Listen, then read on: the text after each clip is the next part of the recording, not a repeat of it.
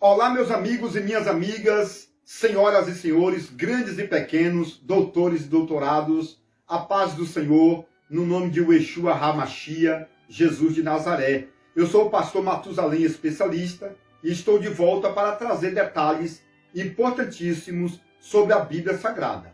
E o nosso tema de hoje é um tanto burocrático ou sistemático, porque hoje eu tenho uma pergunta que não quer calar. E a pergunta é o seguinte: quem matou Jesus? Quem matou Jesus? Esta é uma pergunta que surgiu há 2000 anos atrás, aproximadamente, e ninguém tem a resposta. E realmente é um tema burocrático, sistemático, porque eu sei que você é pastor, pastora, e se de repente alguém perguntar para você, quem matou Jesus? O que você responderia? Então, eu vou deixar detalhes importantíssimos, chamados aqui de pérolas, tá bom? Pérolas do conhecimento. Portanto, assista esse vídeo até o final. Mas, não se esqueça de se inscrever no meu canal, deixar o like, curtir meus vídeos. Não se esqueça também de ativar o sininho para novas notificações. Nunca se esqueça que uma mão lavada lava a outra. Se eu te abençoo, não custa nada você me abençoar, tá bom? Então, me abençoe se inscrevendo no meu canal. Também você pode deixar na descrição uma dúvida, tá bom? Para que eu possa estar aqui respondendo e interagindo com você. Pegue o papel, pegue a caneta e se aproxime. Chegue bem pertinho para a gente estudar sobre esses detalhes aqui importantíssimos que não quer calar. O tema de hoje é: quem matou Jesus? Quem matou Jesus? Então, meu amigo e minha amiga, senhoras e senhores, esse tema aqui é forte, mas a Bíblia realmente vai falar muito sobre a morte de Jesus. Eu quero aqui antecipar que Jesus é o Filho de Deus. Jesus é filho da mesma genética de Deus, tá bom? Jesus é diferente dos anjos. Os anjos foram criados. Jesus foi gerado, tá bom? Os anjos não são filhos no sentido biológico. Jesus é filho biológico. Jesus é filho da mesma genética. Deus só tem um filho, é Jesus. Ele é o unigênito, porque é único, e é primogênito, porque nasceu dentro de Deus, primeiro de qualquer anjo na face da terra. Tá bom? Tudo foi criado por Jesus, e sem Jesus, nada do que existe existiria. Tá bom? Então Jesus é o princípio da criação em Deus, a voz, o verbo, que agia dentro de Deus, e ele tomou a forma humana para se materializar ou humanizar e morrer por nós. O nosso tema é: quem matou Jesus? Então, o próprio Jesus, como Filho de Deus, falou o seguinte: ninguém tira a minha vida. Ninguém tira a minha vida. Eu dou e depois eu tomo. Entendeu? Então Jesus morreu, sim. Alguém matou Jesus? Sim. Quem foi que matou Jesus? Alguém. Eu vou explicar para você. Mas, em princípio, eu falo que ninguém conseguiu pegar Jesus à força, podemos dizer assim. Então, quem matou Jesus? Vamos lá?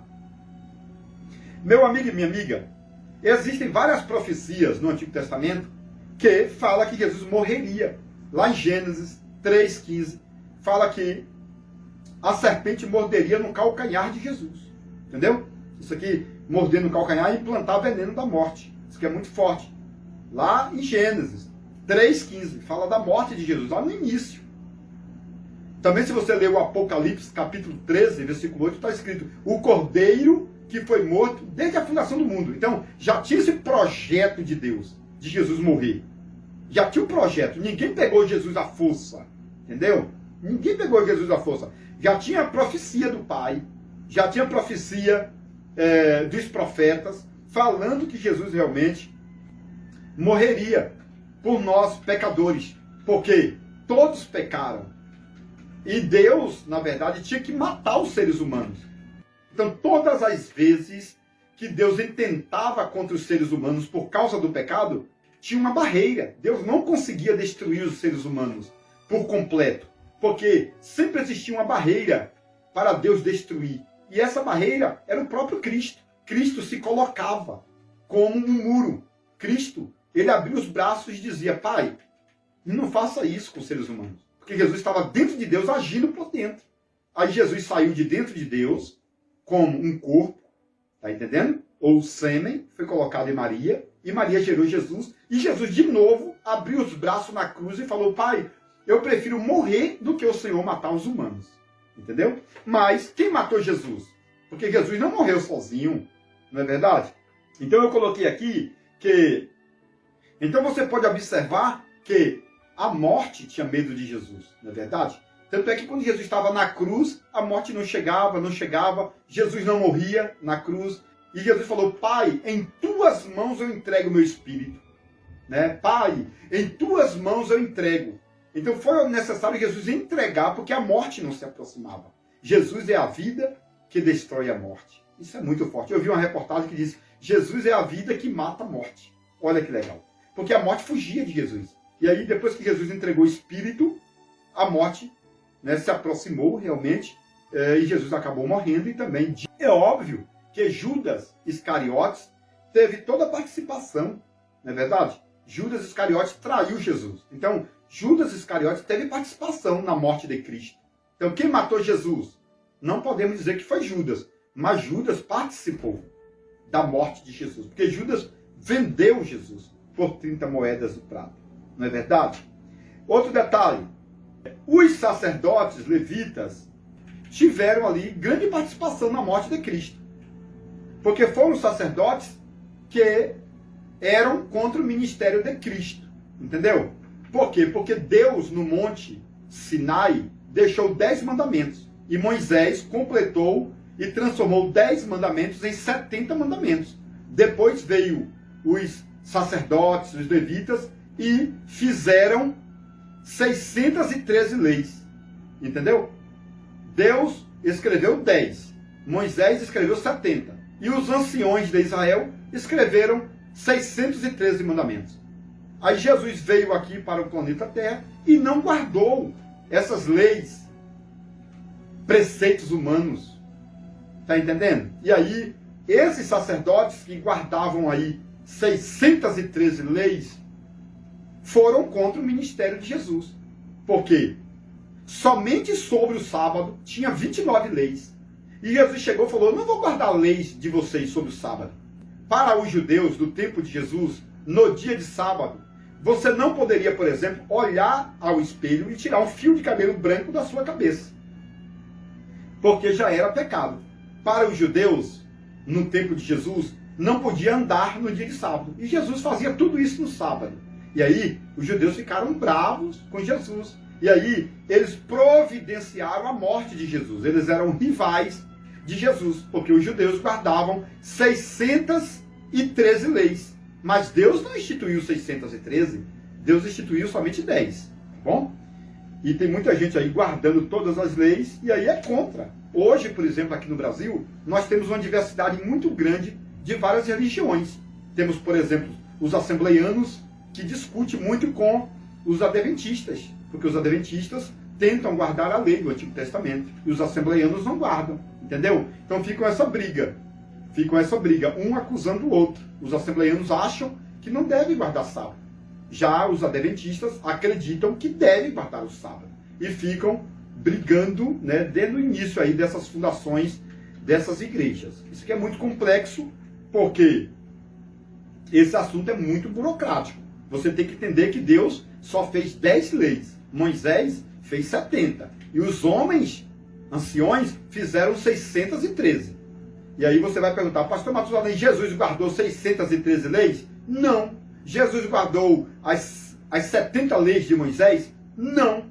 Jesus guardou os 10 mandamentos? Sim, porque Jesus viveu na lei de Moisés, tá bom? Depois Jesus cumpriu tudo, Jesus se tornou Senhor, e aí Jesus falou: agora eu vos dou novos mandamentos. Entendeu? Então Jesus passou a praticar novos mandamentos. E aí você não vai encontrar mais essa questão do sábado no Novo Testamento. Não tem mais essa descrição na Bíblia para guardar o sábado, né? Não tem mais, porque já existia lá no Antigo Testamento, em Isaías 1, no livro de Oséias, capítulo 2, você vai encontrar Deus dizendo que acabaria com os sábados. Não há bases bíblicas no Novo Testamento dizendo: guarde o sábado. Não tem. Você não vai encontrar Jesus pedindo para você guardar sábado. Você não vai encontrar Paulo dizendo para você guardar o sábado. É óbvio. Então, nenhum dos discípulos guardaram o sábado ou instituíram o sábado para a igreja, tá bom? Mas o que acontece? Os judeus, antigamente, guardavam o sábado. E aí, Jesus não guardava esse sábado aí, semanal, instituído nas 613 leis dos anciões. E aí, Jesus se transformou rival. E é por isso que Jesus realmente foi levado à cruz através dos sacerdotes. Então, quem matou Jesus? Quem matou Jesus? Judas ajudou. Os sacerdotes ajudaram também. Porque os sacerdotes eram terríveis. Guardavam o pé da letra, da lei. E aí, meu irmão, não adianta, é complicado. Outra pessoa que ajudou muito na morte de Jesus foi Pilatos. Pilatos era o governador romano. Esse Pilatos governava a região. Então pegaram Jesus, Judas traiu, os sacerdotes e os soldados romanos pegaram Jesus no monte, levaram a Pilatos. Entendeu? E Pilatos não achou condenação. Pilatos mandou Jesus para Herodes. Aí entra Herodes. Herodes é o rei. E Herodes não é judeu. Herodes é um homem edomita, de Edom, filho de Esaú. Você conhece Esaú. Esaú é irmão de Jacó. Então esse Esaú foi gerando várias pessoas, gerou Herodes. Herodes olhou para Jesus e não quis condenar Jesus diretamente. Entendeu? Mas Herodes cooperou na morte de Jesus. Porque Herodes podia falar ou defender Jesus e Herodes simplesmente mandou de novo para Pilatos. Entendeu? Herodes fez um julgamento e falou, eu não acho condenação nele. Manda para Pilatos novamente. Joga a bomba na mão de Pilatos. E aí jogou na mão do governador Pilatos. Aí Pilatos lavou a mão. Né? Falou, eu não acho pecado nenhum nele. Eu prefiro soltar Jesus e matar Barrabás. E aí o povo falou, não, solta Barrabás e mata Jesus. Então você observa que já Barrabás entrou na história também. Então Barrabás cooperou com a morte de Jesus. E aí o povo começou a gritar, crucifica, crucifica. E o povo de Israel já entrou na história também, ajudando na morte. Então, o que é que eu estou passando para vocês? Eu estou passando para vocês que não foi uma pessoa só que matou Jesus. Ou seja, não foi Judas, não foi os sacerdotes sozinhos, não foi Pilatos sozinho, não foi Herodes, não foi também Barrabás, não foi o povo sozinho, entendeu? Porque o povo pediu, crucifica, crucifica, mas esse direito de crucificação estava com Herodes e com Pilatos. O povo não podia matar sem a permissão dos líderes, entendeu? E aí o que acontece? Depois que a liderança confirmou a morte de Jesus, porque Pilatos lavou a mão, entendeu?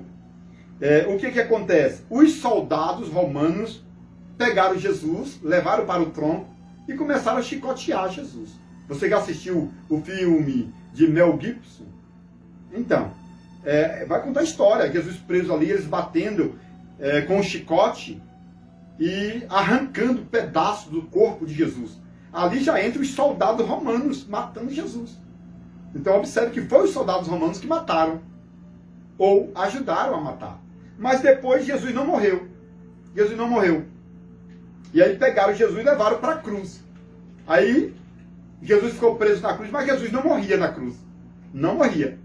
Aí chegou um soldado e furou o lado de Jesus, furou o coração. Saiu água, que é símbolo da expansão, e sangue, que é símbolo da remissão. Entendeu? É claro que de repente você vai falar, Pastor Matusalém, eu queria aprender esses detalhes históricos, escatológicos, numerológicos, tipológicos. Como que eu faço para aprender? Meu irmão, você, minha irmã, que está me assistindo também, deve adquirir esses dois livros, que é o livro do Gênesis, a revelação completa.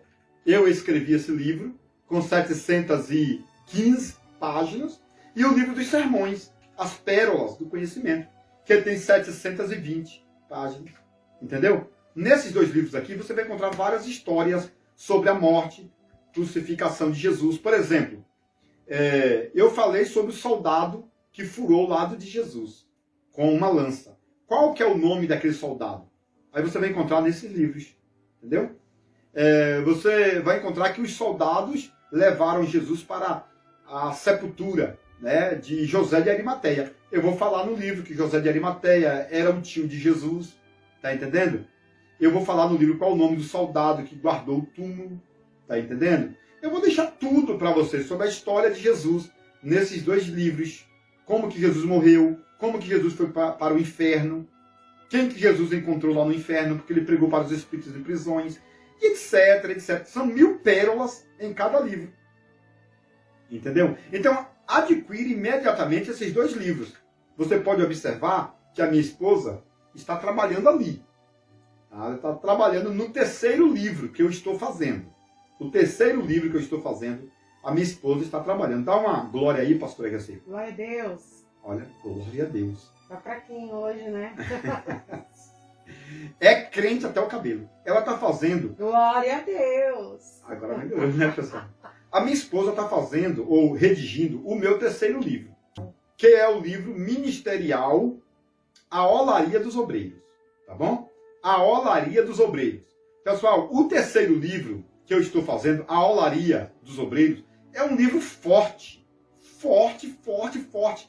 Já chama A Olaria dos Obreiros, que vai preparar realmente. Não é aquele obreiro que você conhece, não. É obreiro de verdade. É o 3º livro que eu estou fazendo.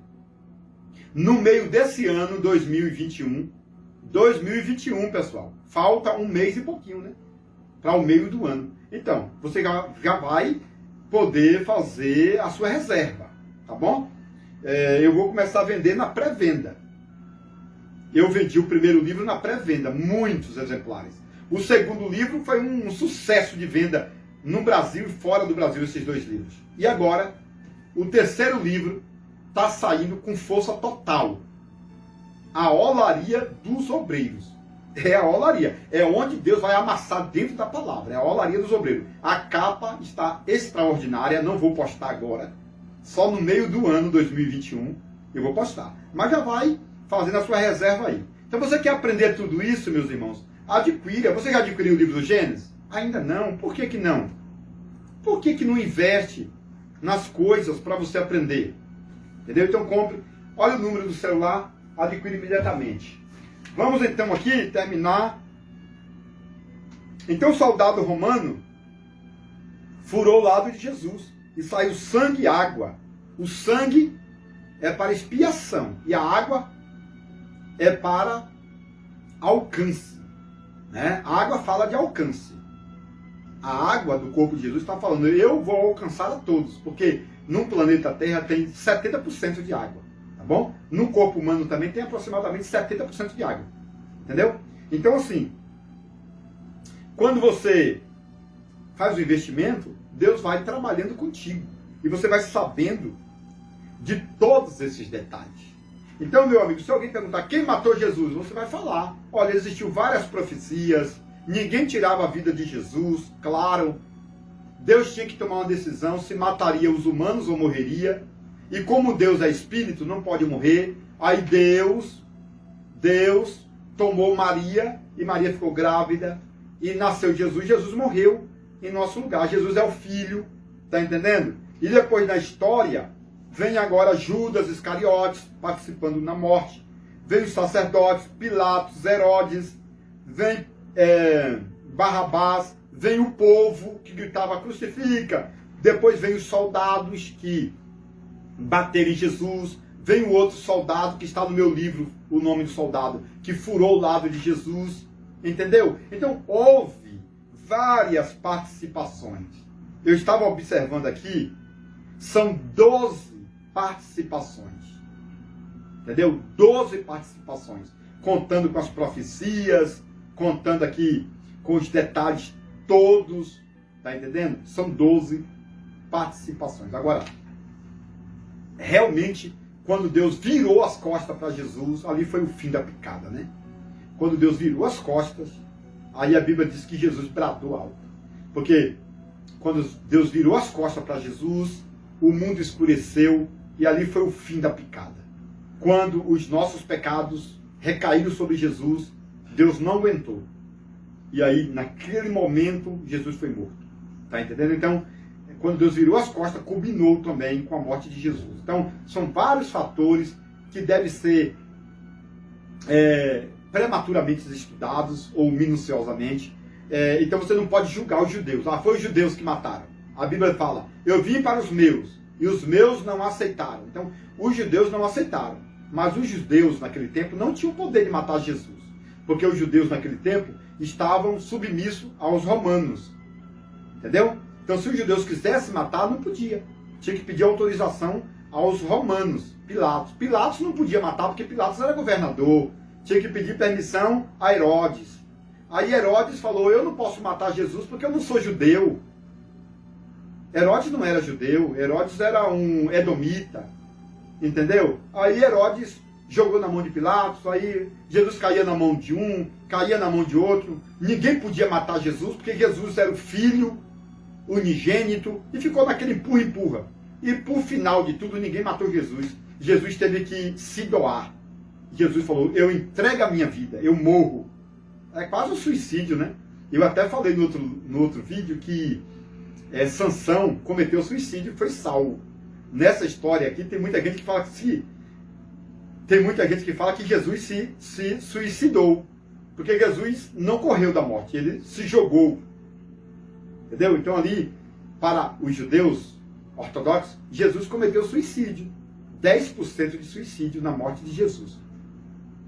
É por isso que muitas pessoas se suicidam e não vão para o inferno, vão para o céu. Como Sansão, que cometeu suicídio e foi salvo.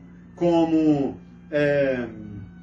o rei Saul, não é verdade? Que tentou o suicídio, mas não conseguiu, e veio a Malequita e matou ele, né? Com o Judas Iscariotes, que se arrependeu, e muitos dizem que Jesus foi no inferno e trouxe Judas Iscariotes de volta. Essas questões assim que muitas pessoas falam que o suicida vai para o inferno, não é verdade? Mas Sansão não foi para o inferno. Então, não adianta fazer um julgamento precipitado ou prematuro, tá entendendo? Sobre essa questão de suicídio. Porque quando você chegar no céu, vai ter muita surpresa lá. Pessoas que você acha que foi para o inferno e está lá no céu. E pessoa que você acha que está no céu e está no inferno. Tá entendendo? Vai ter essas trocas aí de favores, entendeu? Porque tem muita gente que está na igreja que é pior do que o ímpio. Muita gente que está na igreja está pior do que o ímpio. E tem muito ímpio que está melhor do que o crente. E muitas das vezes, Jesus vai salvar o ímpio e vai jogar o crente no inferno. Porque a Bíblia fala que muitos naquele dia iam, Senhor, no teu nome eu profetizei. É o crente, né? No teu nome eu profetizei. Cheio de poder. No teu nome eu falava em línguas. Eita, crente forte. Aí Jesus vai falar para ele, afastar de mim, maldito, para o fogo eterno. Porque você estava na igreja de brincadeira. Você profetizava de mentira. Você era mentiroso. Era pastor falso que roubava dízimo, né? Então tem esses detalhes aí que tem que ser bem analisado, tá bom? É claro que eu sou dizimista, eu defendo dízimo, sou dizimista, mas eu não dizimo em igreja ladrões. Se eu ver que a igreja está pegando meu dízimo e investindo em coisas erradas, eu não dizimo. Nela, eu pego meu dízimo e dizimo em outra situação, tá bom? Porque é melhor você dizimar na vida de um mendigo que precisa de ajuda do que dizimar na vida de um pastor que vai pegar o teu dinheiro para comprar fazendas, carros ou importar seu dinheiro para bancos internacionais. Tá entendendo? O seu dízimo é para quê? Para sustentar as viúvas, não é verdade? Para que serve o seu dízimo? Para sustentar a obra de Deus, os ministros. O ministro precisa de um bom salário, o pastor precisa de um bom salário. Que Deus abençoe a todos, no nome de Yeshua HaMashiach. Atenção, alunos e mestres, doutores e doutorados. O segundo livro do pastor Matusalém Especialista já está na pré-venda e você já pode adquiri-lo. O livro dos sermões e as pérolas do conhecimento. Uma obra magnífica com mais de 700 páginas repletas de detalhes hebraicos, aramaicos e gregos que trazem a evidência da história bíblica e extras bíblicas mais antigas do mundo. Este livro apresenta 50 sermões com milhares de particularidades textuais, temáticos e expositivos. levando em consideração os 7 parágrafos da hermenêutica bíblica, como, por exemplo, título, tema, texto, introdução, tópicos, conclusão e apelo. No livro dos sermões, você vai encontrar detalhes culturais, biográficos, geográficos e linguísticos que a maioria dos estudiosos brasileiros nunca ouviu falar. São centenas de informações históricas, mostrando o passado, o presente e o futuro de vários personagens da Bíblia Sagrada, tanto do Antigo como do Novo Testamento. Quero antecipar que verdadeiro sermão é formado com começo, meio e finalização. Portanto, este livro dos sermões é essencial para que todos os leitores continuem fazendo sermões, mensagens e palestras diferenciadas e continue crescendo na graça e no conhecimento. Ligue agora mesmo e reserve o seu exemplar pelo número 62994080257.